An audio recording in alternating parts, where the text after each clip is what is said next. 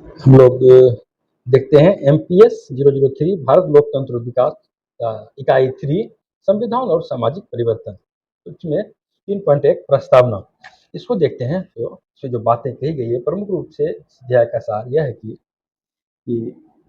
किस तरह संविधान देश के लिए जरूरी होता है और किस तरह सामाजिक परिवर्तन की रूपरेखा बनती है। तो जिन जो प्रमुख बातें कही गई है कि कोई भी देश हो, किसी भी देश का संविधान हो, उस संविधान उसकी सरकार के लिए सर्वोच्च विधि होता है, सर्वोच्च आलेख होता है, उससे ऊपर कुछ नहीं होता है। देश के लिए सर्वोच्च आलेख के रूप में संविधान होता है और व्यक्ति हो या सरकार हो, सबों के अधिकार को, सबों के शक्ति को मर्यादित करती है, सीमित करती है ये संविधान।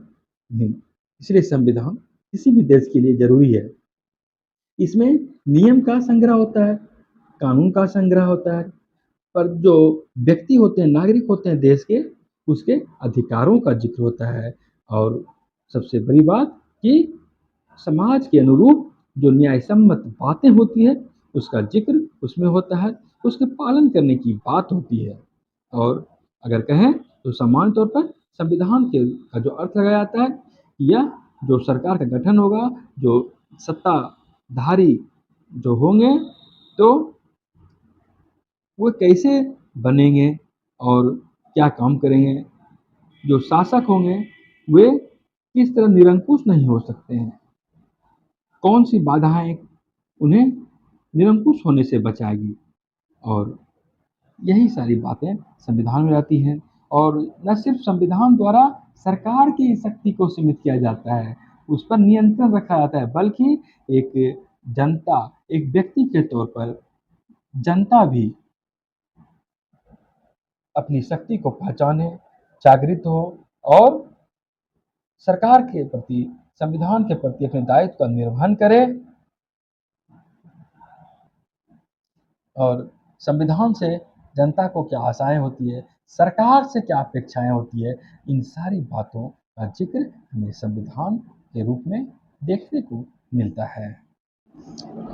और कोई भी संविधान हो वह भविष्योन्मुखी होता है, वो अतीतोन्मुखी नहीं होता। अर्थात वो भविष्य की रूपरेखा करता है, भविष्य हमारा कैसे अच्छा होगा इस ओर देखता है, न कि सिर्फ हमारा अतीत कैसा है उसी में उलझे रहने की बात नहीं होती है। आप देखते हैं कि आगे जीवन स्तर अच्छा हो, तो इस दृष्टिकोण से संविधान का निर्माण किया जाता है। और सोच सकते हैं कोई देश ऐसा होगा जहाँ की संविधान नहीं होगा, तो ऐसे भी देश होते हैं और ऐसी भी बातें हमारे मानव समाज में रही है। जब संविधान नहीं था तो इस देश का कानून व्यवस्था का शासन संचालन कैसे होता था। तो ऐसी स्थिति में जनता अपने रीति रिवाज के अनुकूल, अपने परंपरा के अनुकूल, अपनी प्रथा के अनुकूल वहाँ नियम का पालन करते हैं। और उसके लिए वही नियम, वही परंपरा, वही रीति रिवाज उनके लिए संविधान हो जाता है एक तरह से कहें तो, क्योंकि वहाँ भी किसी न किसी नियम का पालन किया जाता है, वहाँ संविधान की कोई आवश्यकता नहीं पड़ती है। और वहाँ पर परंपरा के साथ साथ जो स्मृति की बात होती है, जो वर्षों से चली आ रही होती है, जो सुनते आ रहे हैं, तो उसी के अनुरूप जीवन का निर्माण होता है। और आप समझ सकते हैं कि कहीं भी अगर संविधान बना है तो आसानी से संविधान नहीं बन गया है, बल्कि कहें तो क्रांति की पृष्ठभूमि, क्रांति होने के बाद ही संविधान का निर्माण हुआ है। और संविधान का मंतव्य एक तरह से हमारी सामाजिक राजनीतिक व्यवस्था को प्रवेश कराना भी रहा है कि हमारी जो सामाजिक व्यवस्था है इसे संविधान में स्थान मिले, हमारी जो राजनीतिक व्यवस्था है, हमारी जो राजनीतिक आकांक्षा है, जो इच्छा है, इसको संविधान में स्थान मिले। आप देखते हैं कि दुनिया में सबसे पहला संविधान आया संयुक्त राज्य अमेरिका में, और अमेरिका में लिखित संविधान के रूप में अमेरिका को माना जाता है कि वहाँ सबसे पहली बार लिखित संविधान बना दुनिया में। तो उसके बाद वहाँ जो पृष्ठभूमि बनी कि राजनीतिक परिवेश भी बदला, वहाँ गणतंत्रात्मक सरकार की जो कल्पना थी वो साकार की गई 1789 में, 84 में। उसके बाद आप देखते हैं कि ब्रिटेन की स्थिति, तो वर्षों तक विभिन्न देशों की स्थिति यह थी कि वहाँ राजतंत्रात्मक व्यवस्था रही थी और अमेरिका में भी ब्रिटेन का शासन था। और एक तरह से कहें तो जो उस समय ब्रिटेन का जो राजतंत्रीय व्यवस्था था, राजतंत्रीय औपनिवेशिक स्वायत्तता जो उन्हें मिला हुआ था, एक तरह से उस सिलसिला को तोड़ा गया, उस वर्चस्व को चुनौती दी गई कि ऐसी बातें नहीं होती है, हो सकती है कि राजतंत्र ही सर्वश्रेष्ठ है, बल्कि गणतंत्रात्मक सरकार भी सर्वश्रेष्ठ व्यवस्था हो सकती है। इसकी कल्पना को साकार करने का प्रयत्न लिखित संविधान के माध्यम से अमेरिका में 1789 ईस्वी में किया गया और लोग अपने अधिकार के प्रति जागृत रहे, जनता का अधिकार मिले और यही कारण रहा। देखते हैं कि अमेरिका में संविधान के लागू होने के 2 वर्ष के अंदर ही संशोधन भी कई बार किया गया। 10 संशोधन अमेरिका के संविधान में सिर्फ 2 साल में किया गया और यहाँ पर बात क्या हुई कि जनता के पास भी कुछ अधिकार है, इस अधिकार की व्याख्या होनी चाहिए, इस अधिकार का पालन होना चाहिए और जनता के अधिकार का हनन करने का अधिकार किसी को नहीं है, उस सरकार को नहीं है। और ये अधिकार एक तरह से कहें तो लेसेस फेयर की डॉक्ट्रिन अर्थात वो हस्तक्षेप का सिद्धांत को के आधार पर थी कि व्यक्ति के जीवन में किसी प्रकार का हस्तक्षेप नहीं किया जाएगा, वो हस्तक्षेप का सिद्धांत है। जब व्यक्ति के जीवन की बात हो, व्यक्ति की स्वतंत्रता की बात हो, व्यक्ति के निजी संपत्ति की बात हो, तो यहाँ पर व्यक्ति को अधिकार मिला हुआ है, इस पर सरकार का किसी तरह का हस्तक्षेप नहीं होना चाहिए। तो इस संविधान के माध्यम से व्यक्ति को व्यक्तिगत अधिकारों की आज़ादी मिली और राज्य का वो हस्तक्षेप मतलब राज्य का हस्तक्षेप व्यक्ति के जीवन में कम से कम हो। और हम देखते हैं कि बाद में 20वीं सदी में भी जो व्यक्ति के अधिकारों की जो सोच थी, इसकी धारणा और पुष्ट हुई और बलवती होती चली गई और एक तरह से यह कल्याणकारी अवधारणा के रूप में वहाँ पर फिर इसकी पुष्टि होती दिखती है और कि राज्य का स्वरूप कल्याणकारी होगा, राज्य व्यक्ति का कल्याण करना उसका कर्तव्य है। और यहाँ पर देखते हैं कि इसमें समाजवादी विचारों में भी इस तरह की भावना आई, समाजवादी विचारों में अर्थात आर्थिक सामाजिक रूप से वहाँ पर व्यक्ति को अधिकार मिले। विश्व के कई एक देशों में इस तरह की भावना को स्थान दिया गया और लोगों के अधिकार को व्यवस्थित किया गया, विश्लेषित किया गया और न्यायिक व्याख्या द्वारा इसे विस्तार दिया गया। यहाँ तक हम देखते हैं कि सोवियत गणराज्य, सोवियत समाजवादी गणतंत्र, वहाँ भी इसी अधिकार के तत्व एक तरह से कहीं न कहीं रोजगार की व्यवस्था की गई है। रोजगार प्रत्येक व्यक्ति का मौलिक अधिकार होगा। समाजवादी व्यवस्था थी वहाँ, राज्य का नियंत्रण था, समाज का नियंत्रण था, राज्य के स्वामित्व पर हर एक उद्योग, कल कारखाने हर पर, लेकिन वहाँ पर भी एक तरह से व्यक्ति के अधिकार को मान्यता दी गई, काम करेगा व्यक्ति, मौलिक अधिकार के रूप में इसे शामिल किया गया। उसी तरह हम देखते हैं कि संयुक्त राज्य अमेरिका में भी जो कमजोर वर्ग थे, उनके हितों को आगे बढ़ाने की बात की गई, नहीं उनको भी हित को संरक्षित किया जाए, उनके हित को बढ़ावा दिया जाए और उनको स्वीकारा गया वहाँ पर।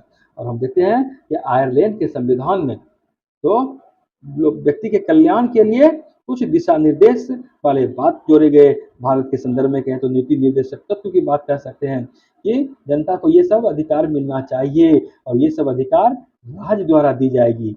इस तरह की बातें सबसे पहले आयरलैंड के संविधान में हमें देखने को मिलती है।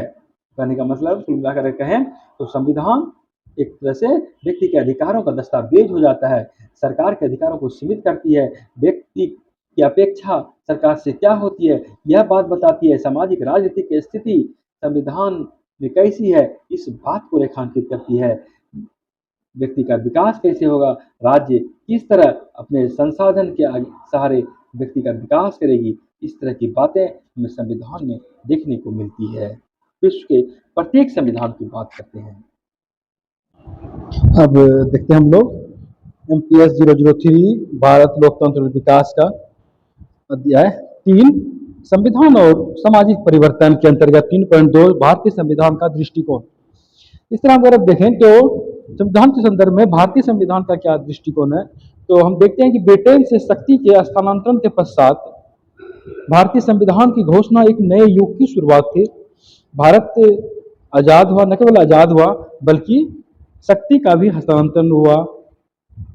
जो सत्ता ब्रिटेन में बसती थी, राजतंत्र में बसती थी, वह अब लोकतंत्र में प्रवेश करने वाली थी और यही सबसे महत्वपूर्ण दृष्टिकोण रहा कि ब्रिटेन में जो राजतंत्रीय शासन था, जिसके आधार पर भारत का भी शासन व्यवस्था संचालित किया जाता था, उसके स्थान पर गणतंत्रात्मक लोकतंत्र की स्थापना हुई। अर्थात लोकतंत्र हुई की स्थापना हुई, जनता को मत देने का अधिकार मिला, सरकार बनाने का अधिकार मिला।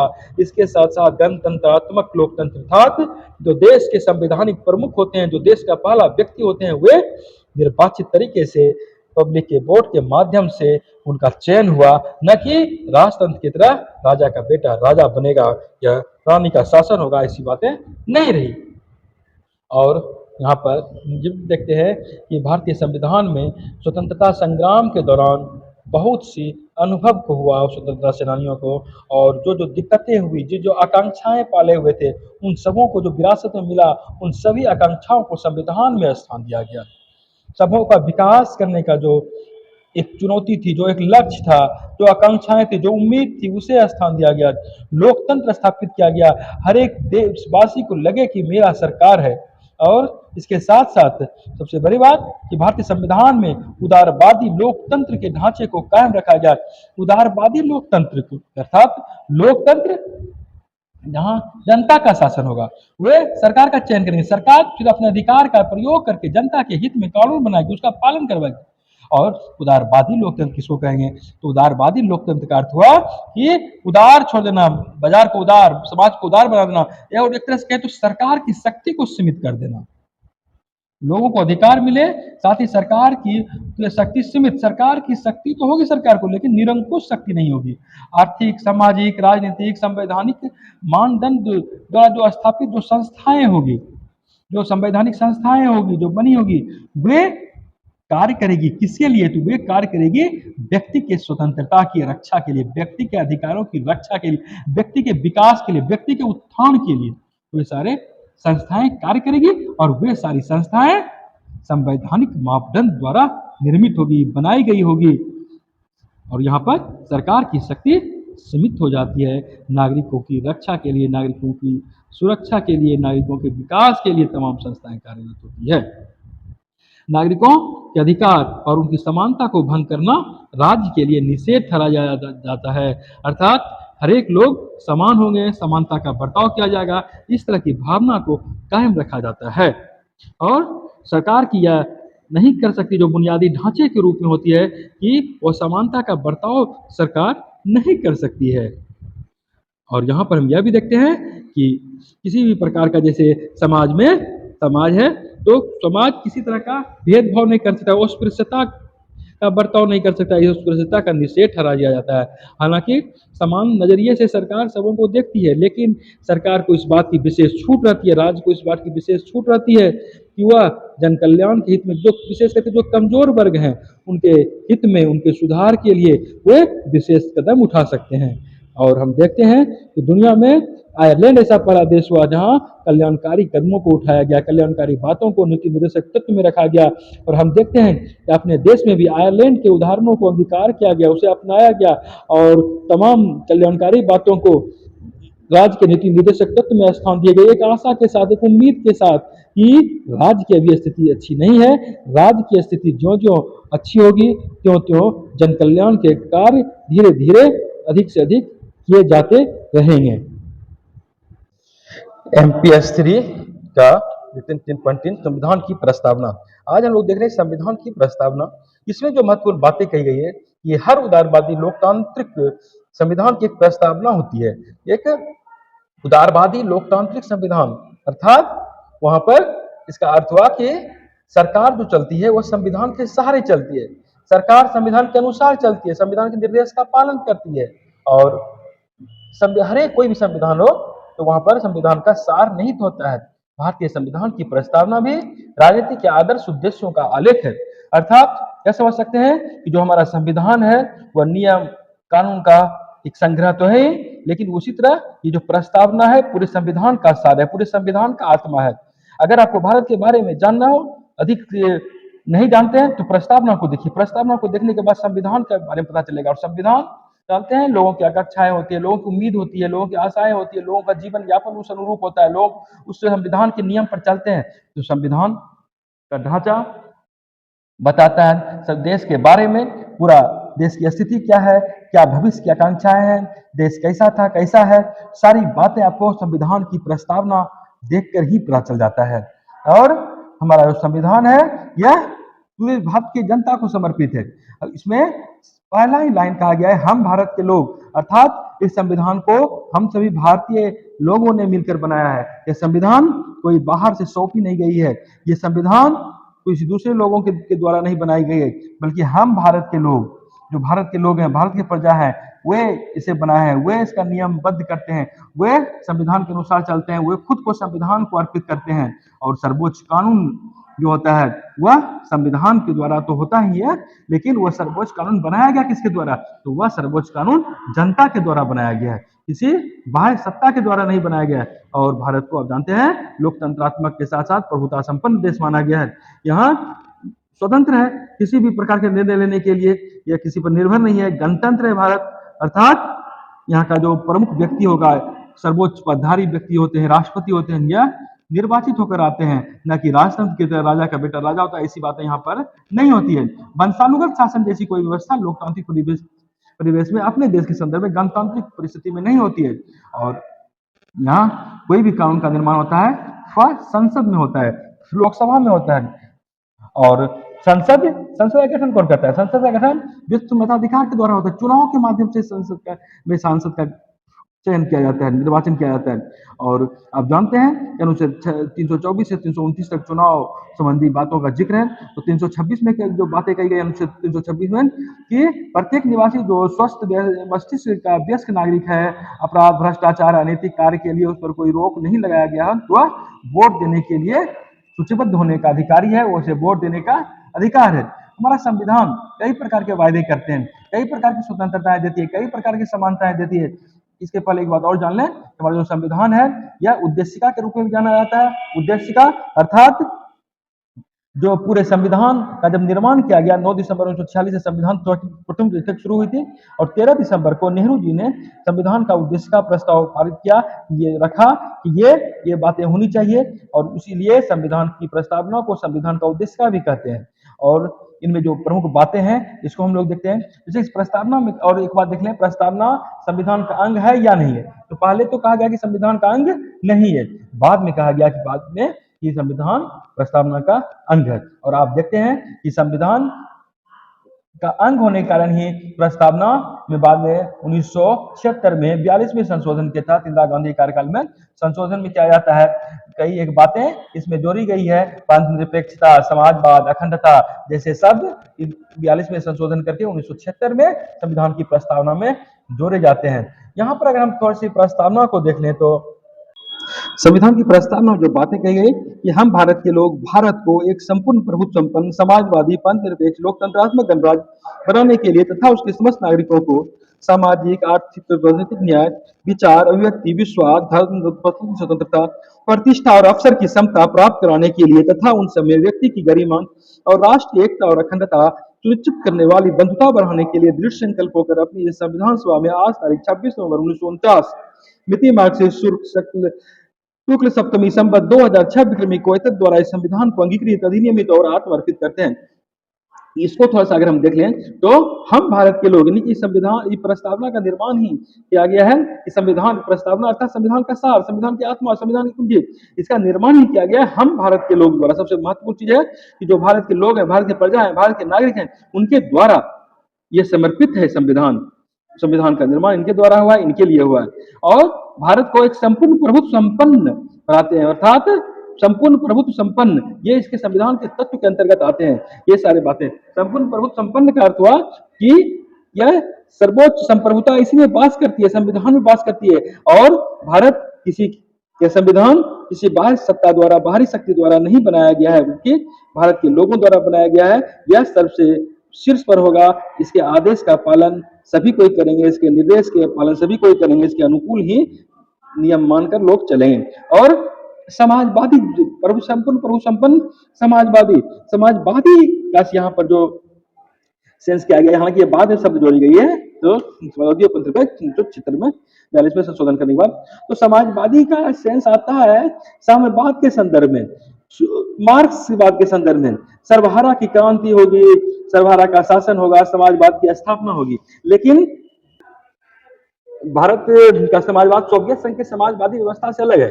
भारत में जिस समाजवाद को 1976 में स्थान दिया गया, इसका एक उद्देश्य यह रहा, वैसे मूलतः समाजवाद का उद्देश्य तो होता है यहाँ पर कि राज जितने उत्पादन है, वितरण है, सब पर राज का स्वामित्व। राज का स्वामित्व मतलब सर्वहारा का स्वामित्व, सभी लोगों का स्वामित्व। लेकिन भारत का समाजवाद इस सेंस में नहीं है। भारत के समाजवाद का अर्थ है कि सभी लोगों का जीवन स्तर उन्नत हो। आप देखते हैं कि हर लोगों को काम दिया जाता है। आज काम करने का अधिकार है, 100 दिनों का काम हर किसी को, चाहे वो किसी भी तरह का वो कुशल लोग नहीं क्यों नहीं है, उसको भी काम करने का अधिकार है। कहने का मतलब है भारत का समाजवाद का अर्थ कि सभी लोगों का उत्थान हो, और ये राज्य है, ये सरकार है, जिस तरह सभी लोग इसका मिलकर निर्माण करते हैं, उसी तरह राज्य के स्वामित्व, राज्य की संपत्ति पर सभी लोगों का स्वामित्व है। लोगों को यह न लगे कि मेरा देश नहीं है, उनका विकास नहीं हो रहा है। तो इस सेंस में भारत में लोकतांत्रिक समाजवाद को अपनाने की कोशिश की गई। उसके बाद जो 1976 में ही अपनाया गया पंथ निरपेक्ष। यहाँ पर पंथ निरपेक्ष शब्द जोड़ा गया, और पंथ निरपेक्ष शब्द धर्म निरपेक्ष शब्द से कहीं बड़ा है। अर्थात भारत का कोई धर्म नहीं होगा, राज्य किसी को कोई भी धर्म मानने के लिए विवश नहीं करेगा। जो व्यक्ति का व्यक्तिगत धर्म हो सकता है, लेकिन राज्य के स्तर पर कोई भी धर्म नहीं होगा। किसी भी पंथ का अनुसरण करने के लिए सरकार द्वारा किसी को बाध्य नहीं किया जाएगा। और लोकतंत्रात्मक गणराज्य का जिक्र होता है, अर्थात जिस तरह संविधान के निर्माण के पहले हम लोग अंग्रेज के अधीन थे, और वहां पर ब्रिटेन में भी लोकतंत्र था, लेकिन लोकतंत्र के साथ साथ राजतंत्र भी था, वहां राजतंत्रात्मक व्यवस्था थी। लेकिन अपने यहाँ लोकतंत्रात्मक पद्धति अपनाने के साथ साथ गणराज्य को स्थापित किया गया। इसका अर्थ हुआ कि जो शासन के प्रमुख होंगे वे निर्वाचित होकर आएंगे, न कि वंशानुगत आएंगे। यह संविधान किसके लिए है? तो यह देश के सभी नागरिकों को, तो उसके इशारा तो बनाया जाएगा। इस देश के संविधान को संपूर्ण प्रभु संपन्न बनाया गया है, समाजवादी व्यवस्था है, निरपेक्ष व्यवस्था है, लोकतांत्रिक गणराज्य बनाने के लिए, तथा यहाँ के नागरिकों को ऐसा बनाना है। क्या क्या नागरिकों को सुविधाएं दी गई? तो सामाजिक, आर्थिक, राजनीतिक न्याय। सामाजिक न्याय दी गई है, आर्थिक न्याय और राजनीतिक न्याय। यहाँ पर सामाजिक न्याय का अर्थ है कि जो समाज का संसाधन है उस पर सभी लोगों का स्वामित्व है, वह सभी लोग उसके हकदार हैं, चाहे समाज का क्षेत्र बहुत यहाँ पर बहुत व्यापक ही क्यों न हो जाए। और आर्थिक सामाजिक न्याय, आर्थिक न्याय अर्थात किसी भी व्यक्ति को रोजगार पाने का अधिकार है, क्रय करने का अधिकार है, विक्रय करने का अधिकार है, और इसको पूंजी प्राप्त करने का अधिकार है। ऐसा व्यवस्था सरकार करेगी अगर व्यक्ति को नहीं है तो। और राजनीतिक न्याय अर्थात मत देने का अधिकार है, चुनाव में उम्मीदवार बनने का अधिकार है। एक आम नागरिक को जितना अधिकार है वो सभी लोगों को अधिकार है। तो सामाजिक न्याय, आर्थिक न्याय, राजनीतिक न्याय, 3 प्रकार के न्याय की बात की गई है। और कई प्रकार की स्वतंत्रता का जिक्र हमारे संविधान की प्रस्तावना में मिलती है, जो हमारे मौलिक अधिकार में वर्णित किया गया है। जैसे यहाँ पर आप देखे हैं कि विचार, अभिव्यक्ति, विश्वास, धर्म और उपासना की स्वतंत्रता। तो विचार, अभिव्यक्ति की स्वतंत्रता संविधान के अनुच्छेद मौलिक अधिकार में 19 में है। विचार प्रकट करने की स्वतंत्रता, अपनी अभिव्यक्ति प्रकट करने की स्वतंत्रता है। और यहाँ पर स्वस्थ अनुसार जीने की, धर्म और उपासना की स्वतंत्रता। आप जिस भी धर्म को माने, जिस भी आस्था को प्रकट करें, जिस पद्धति से पूजा पाठ करें, उपासना, तो यह स्वतंत्रता आप लोगों को प्राप्त है। और इस तरह देखते हैं कि 3 प्रकार के न्याय का जिक्र संविधान की प्रस्तावना में मिलता है, 5 प्रकार के स्वतंत्रता का जिक्र संविधान की प्रस्तावना में मिलता है, और 2 प्रकार की समता का जिक्र मिलता है, अर्थात प्रतिष्ठा और अवसर की समता। यहाँ पर प्रतिष्ठा पाने का और अवसर, कोई भी नौकरी हो, सबों के लिए बराबर व्यवस्था का जिक्र संविधान करता है। सबों को प्रतिष्ठा पाने का अधिकार है, किसी के साथ जाति नहीं की जा सकती है। और यहाँ पर जो एक बात और बाद में 76 में ही संशोधन के बाद जोड़ी गई अखंडता का शब्द का भी जिक्र है। खैर, तो यहाँ पर उन सब में व्यक्ति की गरिमा और राष्ट्र की एकता और अखंडता सुनिश्चित करने वाली बंधुता बनाने के लिए, अर्थात व्यक्ति की गरिमा कैसे सुंदर रहेगी, स्वस्थ बनी रहेगी, और राष्ट्र की एकता और अखंडता भी बनी रहेगी, इसे कोई खिलवाड़ नहीं किया जाएगा। इसको सुनिश्चित करने वाली, कैसे रहेगा एकता और अखंडता करने वाली, बंधुता बढ़ाने के लिए, भाईचारा की भावना, ताकि हम सभी एक हैं, इस तरह की भावना बनी रहे। तो इन्हीं सारी बातों का जिक्र अपने संविधान में किया गया है।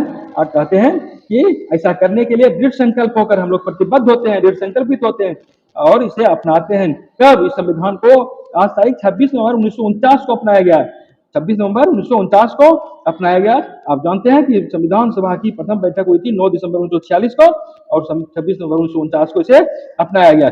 अलग बात है कि 26 जनवरी 1950 को पूरा संविधान अपने देश में लागू हुआ। यहाँ पर और जो आगे बातें कही गई, 26 नवंबर 1949 मिति मार्ग शुक्ल सप्तमी संवत 2006 विक्रमी 2006 विक्रमी अंग्रेजी के अनुसार 1949 और हिंदी के अनुसार संवत विक्रम संवत के अनुसार 2006 57 साल आगे को हिंदी इंग्लिश में को एतद द्वारा इस संविधान को अंगीकृत अधिनियमित और आत्मर्पित करते हैं। 3 शब्द यहाँ पर आता है, अंगीकृत, अधिनियमित और आत्मर्पित। अंगीकृत करते हैं अर्थात इसे पूरी तरह अपनाते हैं, आत्मसात करते हैं, इसके अनुसार जीवन जिएंगे हम लोग, इसके अलग इससे अलग हम लोग नहीं है, नहीं रहेंगे। अंगीकृत करते हैं, इसे अपना अंग बनाते हैं संविधान को। और अधिनियमित मतलब अधीन करना, खुद को स्वयं को इसके संविधान के अधीन कर देना, इसके अधीन कर देते हैं और फिर अधीन होकर संविधान के अनुकूल संविधान के अनुसार नियमित होंगे, उनके नियम का पालन करेंगे। अधिनियमित और आत्मर्पित करते हैं अर्थात अपनी आत्मा को इसको अर्पित करते हैं। यहाँ पर थोड़ा सा भाव समझ लें कि शरीर है, आत्मा है, कहते हैं आत्मा न जीवित होता है न मरता है, शरीर का नाश हो जाता है। तो यहाँ पर जो आत्मा होती है अपनी आत्मा के अनुसार इनमें अपने आप को, अपनी आत्मा को इसको समर्पित करते हैं। हम नहीं रहते हैं फिर भी मेरी आत्मा है, फिर भी वो भी अपने संविधान को आत्म अर्पित करते हैं, उसको अर्पित करते हैं। ये इस तरह हम कह सकते हैं कि संविधान की प्रस्तावना को देखकर आप संविधान का भाव समझ सकते हैं, पूरे देश की स्थिति समझ सकते हैं। संविधान के अनुसार ही लोग का विचार होता है, जीवन यापन होता है, लोग उसके अनुकूल चलते हैं। एमपीएस 003 भारत लोकतंत्र और विकास का यूनिट 3 संविधान और सामाजिक परिवर्तन के अंतर्गत 3.4 जनता का उत्थान हम लोग देखते हैं आज। तो जनता का उत्थान कई एक माध्यमों से करने के प्रयास किए गए। सबसे इस मामले में जो अहम करी रही वह यह रहा कि सार्वभौम विश्व मताधिकार को अपनाया गया। इसके पहले सार्वभौम विश्व मताधिकार की स्थिति नहीं थी। हालांकि विधायिका का चुनाव पहले भी किया जाता था, लेकिन वहां पर प्रतिबंधित था, सबको वोट देने का अधिकार नहीं था और कहे तो सिर्फ 15% लोग ही वोट डालते थे। जो संपत्ति वाले होते थे वो वोट डालते थे, जो पढ़े लिखे होते थे, वकील थे, वे वोट डालते थे। तो कहीं न कहीं मताधिकार को संपत्ति से सीमित कर दिया गया था, एकेडमिक योग्यताओं से प्रतिबंधित कर दिया गया था। उसके बाद आजादी के बाद जो संविधान की रूपरेखा बनी, जो सार्वभौम विश्व मताधिकार पर आधारित रही और यही सार्वभौम विश्व मताधिकार वह आधार बना जिसके सहारे या तो सरकार बन सकती थी या सरकार नहीं बन सकती थी। एक तरह से कहें तो संविधान ने ऐसी व्यवस्था कर दी कि सरकार बनने की कुंजी व्यक्ति के पास आ गया, पब्लिक के पास आ गया, जनता के पास आ गया। और सार्वभौम विश्व मताधिकार अर्थात सबों को मत देने का अधिकार, सबों को मत देने का अधिकार। इसका अर्थ हुआ कि 18 वर्ष से ऊपर के सभी व्यक्ति को वोट देने का अधिकार, सरकार बनाने का अधिकार, जिसका नाम मतदाता सूची में शामिल हो उन्हें वोट देने का अधिकार। और सबसे बड़ी खासियत इसमें कि सार्वभौम मतलब सबों को, किसी के साथ भेदभाव नहीं, चाहे वो गोरे हो या काले हो, स्त्री हो या पुरुष हो, किसी भी जाति के हो, किसी भी धर्म के हो, किसी भी लिंग के हो, सबों को वोट देने का अधिकार मिला। और सार्वभौमिक वयस्क अर्थात जो सरकार की नजर में वयस्क हो गए, 18 वर्ष हो गया हो, मताधिकार अर्थात मत देने का अधिकार उन्हें देना, तो यही हुआ सार्वभौम विश्व मताधिकार। और एक तरह से कहें तो संविधान ने जनता को अपने भाग्य का अंततः मुखिया बना दिया कि वे जिसको चुनेंगे वही सरकार बनाएंगे। हालांकि इसके पूर्व की स्थिति को देखें तो पारंपरिक सामाजिक व्यवस्था जो हमारी थी यह कहीं न कहीं उस तरह की नहीं थी, जैसे कि धार्मिक अलगाव में विभक्त था हमारा समाज, हिंदू मुस्लिम के रूप में, सिख के रूप में, और या तो कहीं वंशवादी व्यवस्था थी अर्थात राजा का बेटा राजा की बात थी। और इस तरह की कई एक बातें थी जो वंशवादी प्रथा अपने समाज में था। लेकिन जब सार्वभौम देश मताधिकार की स्थिति आई तो ये सब प्रथा समाप्त कर दी गई। जातियों की दीवार जो थी ये समाप्त हो गई और जो धार्मिक दीवार थी ये समाप्त कर दी गई। कुल मिलाकर सार्वभौम देश मताधिकार को स्थान दिया गया, व्यक्ति को स्थान दिया गया, व्यक्ति को सर्वोपरि समझा गया, व्यक्ति ही शासन की मूल इकाई बन गई एक तरह से कहे तो। और हर एक व्यक्ति को शासकीय अधिकार मिला, राजनीतिक में भाग लेने का अधिकार मिला, उम्मीदवार बनने का अधिकार मिला, उन्हें अपने भाग जो वहां जाते थे वही उनके लिए कानून बनाते थे। एक तरह से कहे तो अपनी किस्मत लिखने का अधिकार, अपने ऊपर शासन करने का अधिकार खुद को मिला। और इसके साथ साथ आर्थिक अधिकार भी मिला। देश का विकास करना था, हर लोगों का विकास करना था और इसका मतलब था कि जब तक लोगों को आर्थिक अधिकार नहीं दिए जाएंगे तब तक कोई विकास कैसे करेंगे। हालांकि इसके साथ साथ एक और अच्छी बात थी जो पहले नहीं थी कि अल्पसंख्यक वर्गों को सिर्फ अधिकार थे, सामान्य अधिकार थे जो सबों को थे। लेकिन आजादी के बाद, संविधान निर्माण के बाद ऐसी परिस्थिति निर्मित हुई, संविधान में ऐसी व्यवस्था की गई कि जो अल्पसंख्यक वर्ग है उन्हें कुछ विशेष तौर पर सांस्कृतिक अधिकार भी मिला, उन्हें अपनी संस्कृति के संरक्षण का अधिकार भी मिलता है। और इस प्रकार से हम देखते हैं कि जनता के उत्थान के लिए संवैधानिक दृष्टि से प्रयास किए गए, व्यवहारिक धरातल पर इसे उतारा गया। सबों का विकास करना लक्ष्य निर्धारित किया गया, सिर्फ सिद्धांत में ही नहीं, सिर्फ कागज में नहीं, क्रमिक रूप से इसे व्यवहारिक धरातल पर उतारा गया। MPS 003 भारत लोकतंत्र विकास इकाई 3 संविधान और सामाजिक परिवर्तन के अंतर्गत 3.5 जनता के अधिकार हम लोग देखते हैं।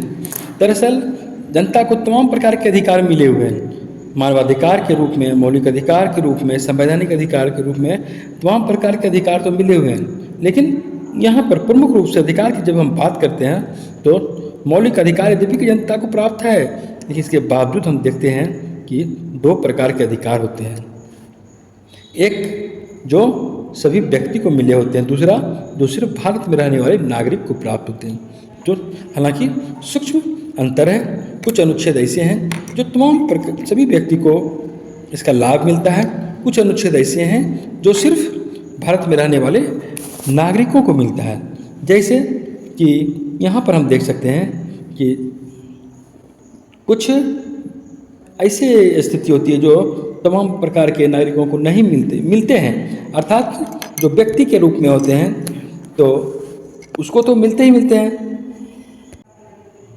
तमाम प्रकार के अधिकार नागरिकों को प्राप्त है, लेकिन जो नागरिक नहीं है उन्हें भी अपने देश में संविधान उनके भी अधिकारों की गारंटी लेती है, उन्हें भी अधिकार मिला होता है। तमाम प्रकार के मौलिक अधिकार नहीं होते हैं, लेकिन बहुत से मौलिक अधिकार उनके लिए भी हैं। जैसे व्यक्ति को जो अधिकार मिले होते हैं, सबसे पहले अगर हम ये समझ लें कि व्यक्ति कौन हुए, जो नागरिक कौन हुए, तो जो कोई व्यक्ति, जो कोई निवासी क्षेत्र का, तो वो निवासी हो गया। भारत में रहने वाले, कोई क्षेत्र विशेष में कोई रह रहा हो, देश में किसी भी राज्य में रह रहा हो या किसी भी विशेष क्षेत्र में रह रहा हो या किसी निश्चित अवधि के लिए रह रहा हो, तो वहाँ के निवासी हो गए। लेकिन निवासी होने का मतलब यह नहीं है कि उन्हें नागरिकों को मिलने वाले तमाम सुविधा उन्हें मिलेगी, वे सिर्फ निवासी मात्र होते हैं। वो अस्थायी भी हो सकते हैं और वो अस्थायी भी हो सकते हैं। खैर, यहाँ पर दूसरा जो हम देखते हैं नागरिक कौन हुए, तो उनको तमाम प्रकार के मौलिक अधिकारों की सुविधा मिली होती है। तो नागरिक कौन हुए, जैसे उस क्षेत्र विशेष में रहने वाले लोग, देश में रहने वाले लोग, और वे जो वर्षों से रह रहे हैं वो इस देश के मूल निवासी होते हैं, अथवा वो जन्म के आधार पर रह रहे हों, वंशानुगत के आधार पर रह रहे हों। कई बार नागरिकता की प्राप्ति पंजीकरण के आधार पर ली जाती है, कई बार प्राकृतिक अधिकार के तौर पर, प्राकृतिक रूप से, या कभी कभी किसी क्षेत्र विशेष के अर्जन करने के आधार पर उस जगह का जो नागरिक होगा वह भी देश का नागरिक हो जाता है। इस पर कई एक तरीके से लोग नागरिक बनते हैं और नागरिक को संविधान तमाम प्रकार के मौलिक अधिकारों की गारंटी देती है। सभी प्रकार के अधिकार, मौलिक अधिकार नागरिकों के लिए है। जो गैर नागरिक है, जो नागरिक नहीं है, जो व्यक्ति मात्र है, उन्हें तो अधिकार मिला होता है। जैसे अनुच्छेद 14 है, कानून के समक्ष समानता, कानून के समक्ष सुरक्षा, तो ये अनुच्छेद 14 का अधिकार सभी लोगों को प्राप्त होता है। अनुच्छेद 20 में जैसे कि बातें कही गई है कि दोष सिद्धि के संबंध में संरक्षण, जो सुरक्षा, जब तक आपको दोषी नहीं ठहरा दिया जा सकता है तब तक आप अपराधी नहीं हैं। तो गैर कानूनी दोष से सुरक्षा आपका होता है। अनुच्छेद 21 में जैसे जीवन की स्वतंत्रता है, जी इसका छात्र का, हालांकि अनुच्छेद 21 का दायरा काफ़ी व्यापक है। जीवन यापन की स्वतंत्रता, आत्मिक स्वतंत्रता है, जीविकोपार्जन की अनेकों प्रकार की स्वतंत्रता जीवन की स्वतंत्रता में आते हैं। अनुच्छेद 21 यह सभी को प्राप्त है। अनुच्छेद 22 है, जैसे गिरफ्तारी और निरोध से संरक्षण की बात होती है, तो यह लोगों को प्राप्त है, हर एक व्यक्ति को प्राप्त है। उसी तरह अनुच्छेद 23 बलात्कार श्रम निषेध की बात कही है। जबरदस्ती किसी से काम नहीं ली जा सकती है, जबरदस्ती किसी से बेगार नहीं कराया जा सकता है, किसी का शोषण नहीं किया जा सकता है, शोषण के विरुद्ध अधिकार है। अनुच्छेद 24 में जैसे है कि किसी भी बच्चे को खतरनाक रोजगार में नहीं लगाया जा सकता है, उसकी खतरनाक रोजगार में लगाने के विरुद्ध अधिकार है प्रत्येक व्यक्ति को। तो इस तरह का बात, बच्चों को खतरनाक रोजगार में नहीं लिया सकता है, लगाया जा सकता है, अनुच्छेद 24 में बातें कही है। और इस तरह यह सभी व्यक्ति को प्राप्त है, चाहे वो नागरिक नहीं है तो भी। मजहब की धर्म की स्वतंत्रता अनुच्छेद 25 में बात कही गई है।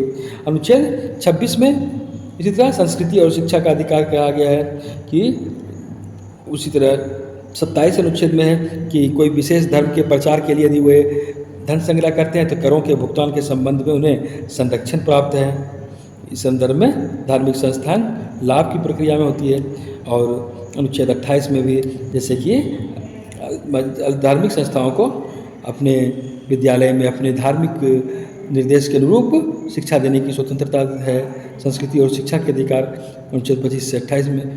उसके बाद 29 और 30 में देखते हैं हम लोग। 29 में अल्पसंख्यकों की सुरक्षा का जिक्र किया गया है कि कैसे हुए अल्पसंख्यक हैं तो भी उनकी सुरक्षा की जाएगी। और अनुच्छेद 30 में है कि कोई भी अल्पसंख्यक है तो उन्हें भी शैक्षिक संस्थान को स्थापित करने का अधिकार है, संचालित करने का अधिकार है। तो इस तरह ये तमाम प्रकार के अधिकार हैं। और उसके बाद अनुच्छेद 32 देखते हैं हम, संवैधानिक उपचारों का अधिकार, जहां अनुच्छेद 32 के माध्यम से सर्वोच्च न्यायालय को रिट जारी करने का अधिकार है। उसी तरह अनुच्छेद 226 के माध्यम से उच्च न्यायालय को रिट जारी करने का अधिकार है। तो इस तरह अनुच्छेद 32 और 326 लोगों के को संवैधानिक रूप से रक्षा करता है। और आप जानते हैं कि संपत्ति का अधिकार तो हालांकि नहीं है, लेकिन कानूनन तो संपत्ति रख सकते हैं। कानून के प्राधिकार के अनुरूप संपत्ति से आपको कोई वंचित नहीं कर सकता है। इसे अनुच्छेद 300A के अंतर्गत रखा गया। तो इस प्रकार देखते हैं कि जनता को भी कई प्रकार के अधिकार मिले हुए हैं, जिसका वे उपभोग करते हैं, जिसका वे लाभ उठाते हैं एक व्यक्ति के रूप में, एक निवासी के होने के नाते, जो नागरिकों को प्राप्त है। जैसे अनुच्छेद 15 देखते हैं कि राज्य द्वारा किसी प्रकार के भेदभाव के विरुद्ध अधिकार, सामाजिक समानता का अधिकार है। धर्म, मूल, वंश, लिंग, जाति के आधार पर भेदभाव को निश्चित करने की बात कही गई है। अनुच्छेद 16 में देखते हैं कि सार्वजनिक रोजगार और अवसर की समानता का जिक्र है। तो यह सभी नागरिकों को प्राप्त है। कोई व्यक्ति बाहर से आ गया, वो नहीं अवसर की समानता नौकरी में नहीं खोज सकता यहाँ रोजगार में, लेकिन भारत में रहने वाले नागरिकों को यह अधिकार है। उसी तरह अनुच्छेद 17 में अस्पृश्यता का अंत है। तो इस तरह का अधिकार भारतीय नागरिकों को प्राप्त है। किसी प्रकार का सामाजिक असमानता, सामाजिक अस्पृश्यता उनके साथ नहीं किया जा सकता है। और अनुच्छेद 18 में है कि सेना या शिक्षा के अलावा राज्य कोई उपाधि का निर्माण नहीं करेगा। जो सेना में विशिष्ट कार्य करते हैं, शिक्षा में विशिष्ट कार्य करते हैं, उन्हें ही उपाधि दी जा सकती है।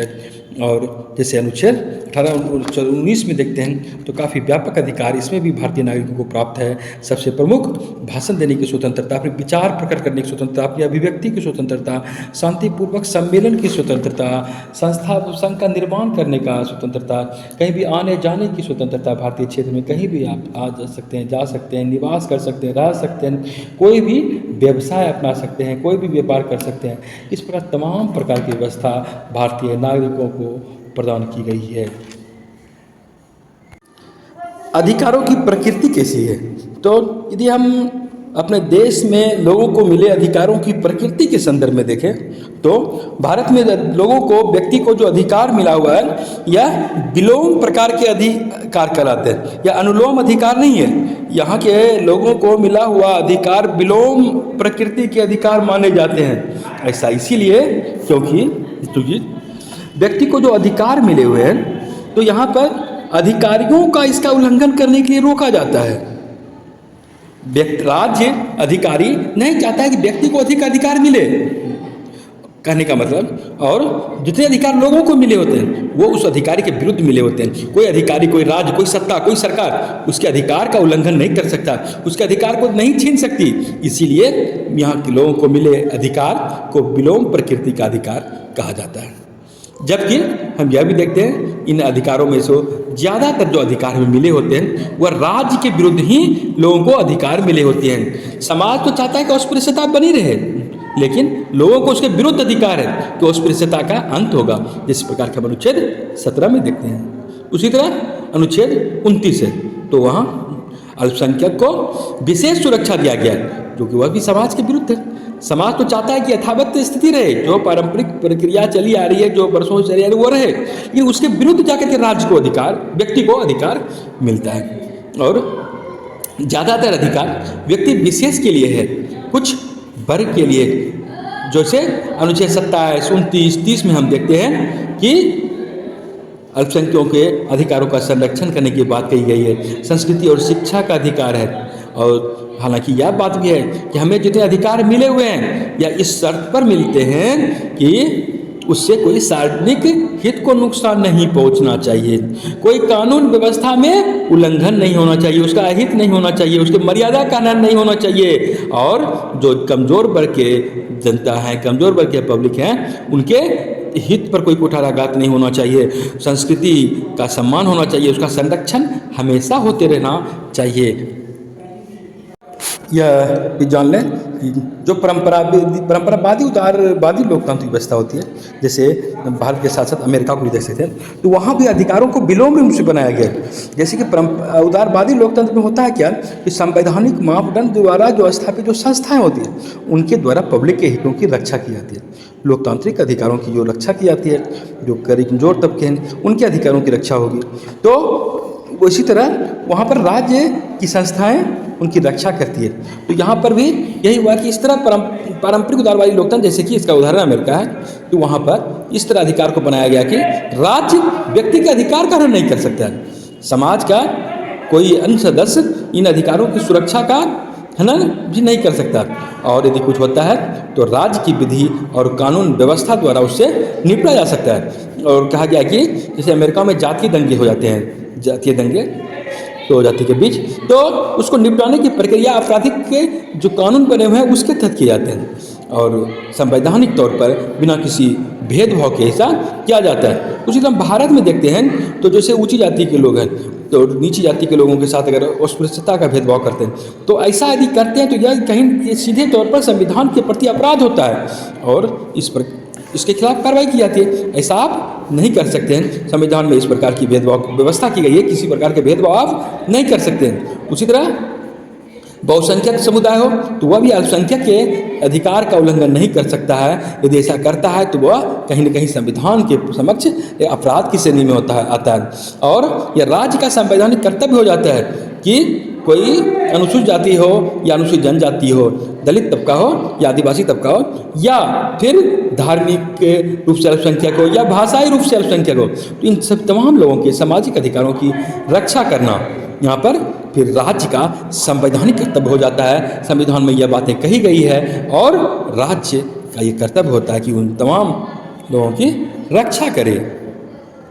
संविधान में तो उदारवादी व्यवस्था रही है, लेकिन पहले के उदार संविधान और भारत के संविधान को देखें तो दोनों में कुछ अंतर दिखने लगता है। अंतर इस मायने में दिखता है कि अधिकारों की सीमाओं की विशिष्टता होती है, अधिकारों का बंधन होता है, कहाँ पर अधिकारों की सीमा लगाई जाती है। जैसे संयुक्त राज्य अमेरिका की बात करें तो वहाँ अधिकारों पर सीमा का निर्धारण न्यायालय कर देता है, किससे आगे आप नहीं जा सकते, यहाँ तक आपका अधिकार सीमित हो जाता है। और जाहिर है जब न्यायालय ऐसा करते हैं तो वहाँ पर न्यायाधीशों के निजी मत की व्यवस्था हो जाती है, निजी मत की वरीयता हो जाती है, निजी मत पर न्यायाधीशों के निजी मत पर विचार केंद्रित हो जाते हैं।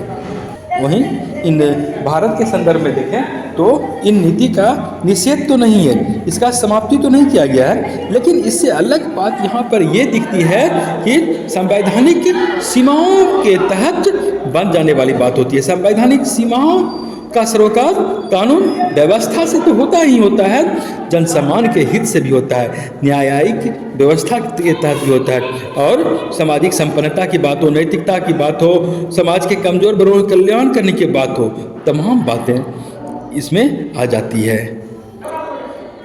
संविधान सर्वोपरि है, और संविधान के नियम आचरण मत मान्यता के अनुकूल यहाँ पर व्यवहार किया जाता है, नियम का पालन किया जाता है, करवाया जाता है। देश में जो परिस्थिति थी, यह काफ़ी दुखद परिस्थिति थी। विशेष करके इनका जो धार्मिक घटना घट रही थी, सांप्रदायिक का जो वातावरण बना था, यह काफ़ी दुखद एवं त्रासदी भरा था। और उस तरह कोशिश किया गया कि अल्पसंख्यक, चाहे वो धार्मिक दृष्टि के हों या भाषाई रूप में अल्पसंख्यक हो या कोई कमज़ोर वर्ग ही क्यों न हो, तो उन सबों का कल्याण करना, उन सबों के हितों का संरक्षण करना, तो इन सभी बातों का वचनबद्धता कहीं न कहीं संविधान में स्पष्ट किया गया कि इन सबों का हित किसी भी तरह से सुरक्षित रखा जाए। और यही कारण रहा कि हमारा संविधान सबों को लेकर चलता है और किसी भी प्रकार का भेदभाव किसी के साथ भी नहीं करता है। MPS 003 भारत लोकतंत्र और विकास का अध्याय इकाई 3 संविधान और सामाजिक परिवर्तन के तत्व। आज हम लोग देखते हैं 3.6 राज्य के नीति निर्देशक सिद्धांत। राज्य के नीति निर्देशक सिद्धांत, यह समझ लें कि दो प्रकार की बातें थी कि किस तरह जनकल्याण की बातें अधिक से अधिक हो। इसके लिए जहाँ कुछ बातें मौलिक अधिकारों में रखकर जनता के उत्थान के लिए कदम उठाए गए, वहीं कुछ बातें नीति निर्देशक सिद्धांत के अंतर्गत इसलिए रख दिए गए क्योंकि सरकार लोगों के हर संभव विकास के लिए सक्षम नहीं थी। कहीं न कहीं कुछ न कुछ इनके पास मुश्किलें आ रही थी और यही कारण रहा ये मौलिक अधिकारों में जो अधिकार व्यक्ति को मिला है, यदि उसका हनन होता है, यदि उसका व्यक्ति को लाभ नहीं मिल पाता है, तो सीधे तौर पर न्यायालय जा सकते हैं। फिर परंतु नीति निर्देशक तत्वों में जो बातें का प्रावधान है, यदि सरकारें इसे लागू नहीं कर पा रही है तो इसके लिए आप न्यायालय नहीं जा सकते हैं। मौलिक अधिकार के संदर्भ में यहाँ पर न्यायालय आप जा सकते हैं, लेकिन नीति निर्देशक तत्वों का क्रियान्वयन नहीं हो रहा है, इसके लिए आप न्यायालय नहीं जा सकते हैं। हालांकि यह अलग बात है कि हम अभी देखते हैं कि संविधान के तहत जो बातें हैं वह राज्य को आदेश से एक तरह से देता है कि आप जन कल्याण का के संदर्भ में नियम बनावें, शासन में तमाम बातों का आदर करें और क्रियान्वयन करें, उसका पालन करें। वहीं नीति निर्देशक तत्व के अंतर्गत जितनी भी बातें हैं हम देखते हैं कि क्रमिक रूप से सरकारें इसे लागू कर भी रही है। यह भी देखते हैं कि लोक कल्याण की बात है, लोग गौरवपूर्ण जीवन कैसे जिए, इसकी बात है इस नीति निर्देशक सिद्धांत के अंतर्गत। जैसे अनुच्छेद 38 को ही देखते हैं तो जो बातें का व्यवस्था किया गया है कि न्यायिक, सामाजिक, आर्थिक, राजनीतिक जितनी भी संस्थाएं हैं सभी राष्ट्रीय जिंदगी जीने के लिए लोगों को प्रेरित करें और किसी भी तरह की असमानता का जिक्र नहीं हो।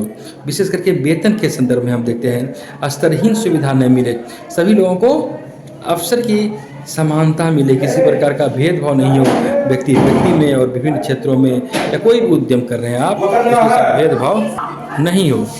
आप देखते हैं अनुच्छेद 39 के माध्यम से समान काम समान वेतन की बात की गई है।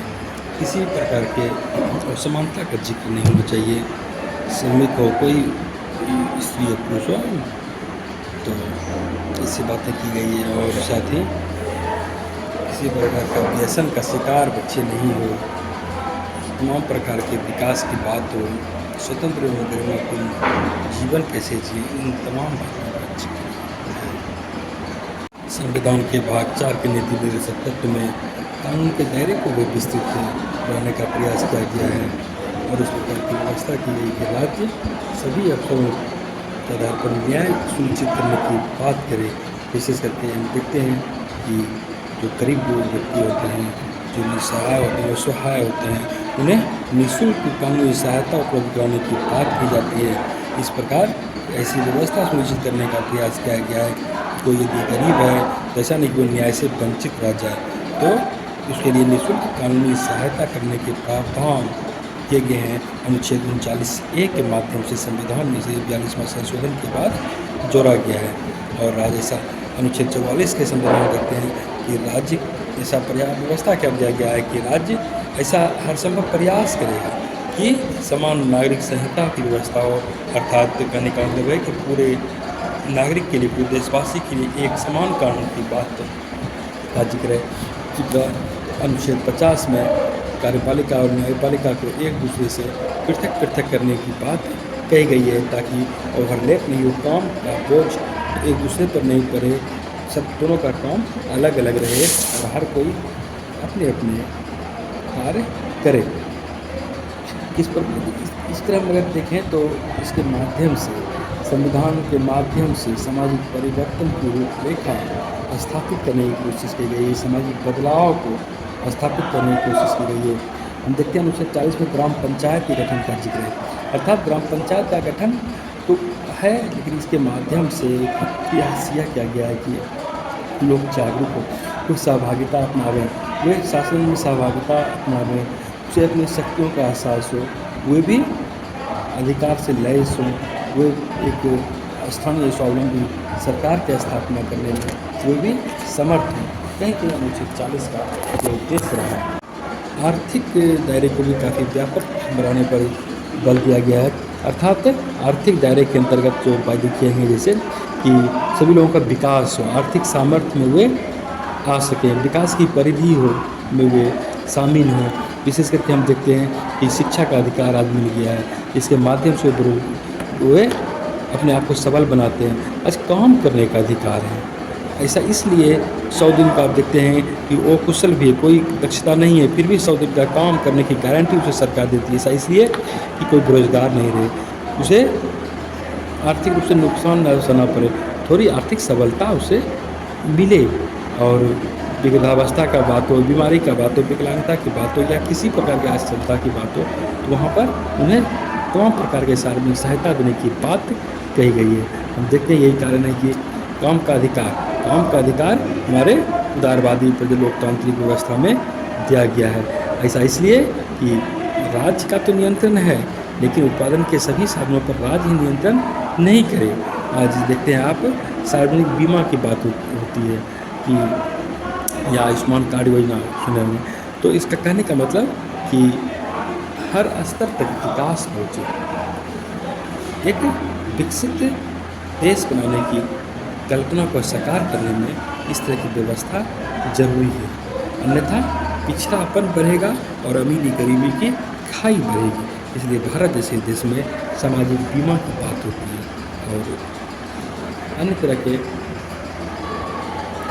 व्यवस्था की गई है। जैसे आप देखते हैं पोषण स्तर के उत्थान के लिए बात होती है, जीवन स्तर के उत्थान की बात होती है, सार्वजनिक स्वास्थ्य को सुधारने की बात होती है। तो कहीं ना कहीं यहाँ पर एक बात है कि आप मादक पदार्थ ड्रग्स नहीं ले सकते हैं।